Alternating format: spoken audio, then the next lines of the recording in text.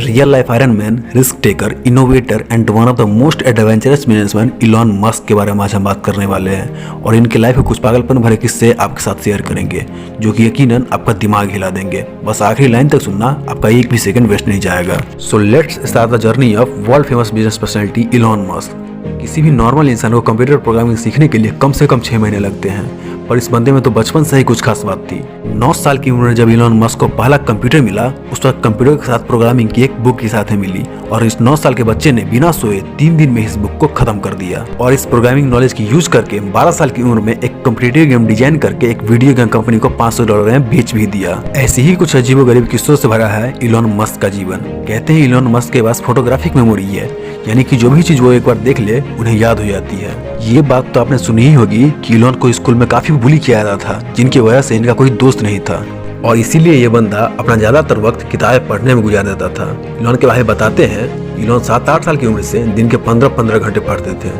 अभी ये आपको थोड़ा फनी लगेगा, पर ये एक्चुअल किस्सा है। बचपन में किसी से ही बात करते करते ये बंदा अपनी सोच में गुम हो जाता था। इसकी वजह से शुरुआत में इनके पेरेंट्स को लगा कि इलॉन ठीक से सुन नहीं पा रहे हैं और इसीलिए इनके कान का ऑपरेशन भी करवाया गया और ऑपरेशन के बाद भी कुछ फर्क नहीं पड़ा। और फिर बाद में पता चला इनका फोकस लेवल इतना ज्यादा है कि अगर ये कुछ सोच रहे होते हैं तो उन्हें आसपास की आवाजें तक सुनाई नहीं देती। वैसे तो इलॉन बचपन से ही इनोवेटिव होने के साथ साथ बिजनेस माइंडेड भी थे, वरना कौन सा 12 साल का बच्चा खुद का प्रोडक्ट बनाकर कंपनीज को बेचने की सोचता है। 17 साल की उम्र में इलॉन पेंसिल्वेनिया यूनिवर्सिटी में एडमिशन लेकर कनाडा शिफ्ट हो गए और वहाँ उनके कुछ दोस्त भी बने। उनके क्लासमेट्स को वाइन पार्टी करने का काफी शौक था, पर एज रिस्ट्रिक्शन के चलते वो पार्टी अटेंड नहीं कर पाते थे।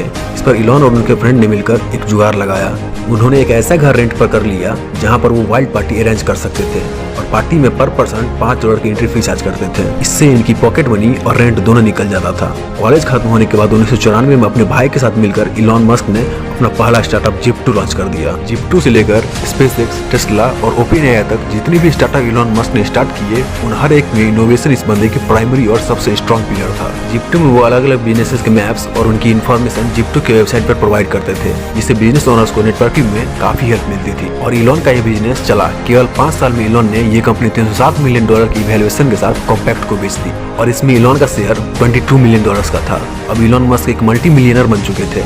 उनके पास एक बड़ा सा अपार्टमेंट, एक प्लेन और एक मैकलेन F1 स्पोर्ट्स कार भी थी। ऐसे ही एक दिन इलॉन बैंक गए हुए थे। वहाँ उन्होंने देखा कि लंबी लंबी लाइनें लगी हुई थी और यही जन्म हुआ X.com का। इलॉन की ये कंपनी ऑनलाइन ट्रांजैक्शन केवल एक ईमेल के थ्रू प्रोवाइड करते थे। शुरुआत में तो लोग इस पर भरोसा करने से कतराते थे, पर बाद में रैपिडली इनका अच्छा खासा ग्रोथ हुआ और आगे चलकर X.com पेपाल बनी। 2002 में ईबे ने पेपाल को $1.5 बिलियन की वैल्यूएशन के साथ खरीद लिया, जिसमें इलॉन मस्क सबसे हाईएस्ट यानी 11.7% के स्टैक होल्डर थे। उसके बदले उन्हें $165 मिलियन मिले और पेपाल की इसी डील के बाद जन्म हुआ पेपाल माफिया का। मतलब ये कि इसमें जितने भी शेयर होल्डर थे उन्होंने पेपाल बेचने के बाद खुद की बड़ी बड़ी कंपनियां बनाई, जिसमें यूट्यूब, लिंक्डइन, स्पेसएक्स, टेस्ला, कीवा जैसे बड़े बड़े ब्रांड शामिल है। पेपाल के बाद इलॉन मस्क के पास काफी पैसे आ चुके थे। अब उन्हें पूरा करना था स्पेस ट्रैवल का सपना। इसीलिए रॉकेट खरीदने के लिए ये बंदा रसिया चला गया। वहाँ रॉकेट का नॉन निगोशिएबल $8 मिलियन का प्राइस सुनकर ये बंदा खाली हाथ वापस चला आया, पर आते टाइम अपने साथ एक जज्बा लेकर आया कि रॉकेट तो अब मैं खुद बनाऊंगा। पर किसी भी चीज को जीरो से शुरू करना इतना आसान नहीं होता, कई बार हार का सामना भी करना पड़ता है। पर इस बंदे ने किताबें पढ़कर एक्सपेरिमेंट कर करके रॉकेट बनाना चालू किया। साथ ही इलेक्ट्रिक कार बनाने वाली कंपनी टेस्ला में भी इन्वेस्ट किया, पर इतनी कोशिशों के बावजूद नाकामयाबी इस बंदे का पीछे छोड़ने के लिए तैयार नहीं थी।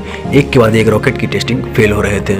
यहाँ टेस्ला भी फंडिंग ना मिलने की वजह से डूबने के कगार पर थी। एक समय तो ऐसा भी आया जब इस बंदे के पास आखिरी $40 मिलियन बचे थे और दोनों ही कंपनी डूबने के कगार पर थी। इनके सामने 2 ऑप्शन थे, स्पेसेज में सारा पैसा लगाकर टेस्ला को डूबने दो या दोनों में आधा पैसा लगाकर दोनों को डूबने दो। और ऐसी सिचुएशन में ये बंदा बेशक दूसरा रास्ता चुना और फॉर्चुनेटली इनका चौथा रॉकेट चल पड़ा और साथ ही साथ इनकी किस्मत भी। स्पेसएक्स की कामयाबी को देखकर नासा ने इन्हें $1.5 बिलियन का कॉन्ट्रैक्ट दिया, जिसने इनकी डूबती नैया को पार करा दी। स्पेसएक्स और टेस्ला के साथ साथ इलॉन मस्क की कई सारी कंपनीज है जो कि इनोवेटिव कंपनी है, जिसमें द बोरिंग कंपनी जो कि ट्रैफिक कम करने के लिए कई जगहों पर वर्ल्ड क्लास टनल बना रही है। हाइपरलूप वन जो कि एक नई तरीके से ग्राउंड ट्रांसपोर्ट है, जिसके जरिए हम 700 माइल्स का डिस्टेंस सिर्फ 1 घंटे में कवर कर सकते हैं। न्यूरालिंक जो कि अपाहिज इंसानों के लिए ब्रेन मशीन तैयार कर रही है, इसके चलते वो नॉर्मल इंसानों जैसी सारी चीजें कर पाएंगे। ओपेनएआई ये कंपनी आर्टिफिशियल इंटेलिजेंस पर रिसर्च कर रही है। साथ ही इलॉन मस्क स्टारलिंक नाम के एक प्रोजेक्ट पर काम कर रही है, जिसके चलते वो 12,000 सैटेलाइट स्पेस में भेजेंगे, जो कि अर्थ की ऑर्बिट में स्टार जैसी चेन बनाएंगे और इसी स्टारलिंक के जरिए पूरी दुनिया में हर जगह इंटरनेट प्रोवाइड किया जाएगा। दोस्तों, जहां नॉर्मल बंदे की सोच खत्म हो जाती है, वहां इस बंदे की सोच शुरू होती है और यही बात इसे इलॉन मस्क से द इलॉन मस्क बनाती है। दोस्तों, द आइकॉनिक माइंडसेट पर अगली स्टोरी आप किस पर देखना चाहते हो कमेंट में जरूर बताना। वीडियो में दम हो तो सब्सक्राइब करो और वीडियो को फैला दो यार। This is the iconic mindset signing off for the day.